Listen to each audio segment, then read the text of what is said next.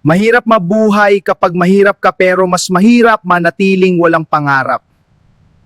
Hindi ko kasanan na ipinanganak akong mahulap.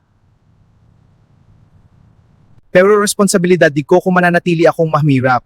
Ang kahirapan ay sitwasyon, hindi identidad. Mahirap ang simsimula kapag mahirap ka, pero mas malakas ang pundasyon mo. Kapag wala kang pera, diskarte ang puhunan mo. Ang taong galing sa hirap, hindi takot sa pagod. Sanay sa kulang, kaya marunong magpahalaga. Kung mahirap ka ngayon, gawin mong dahilan, hindi hadlang. Ang gutom sa tagumpay mas malakas kaysa gitom sa pagkain.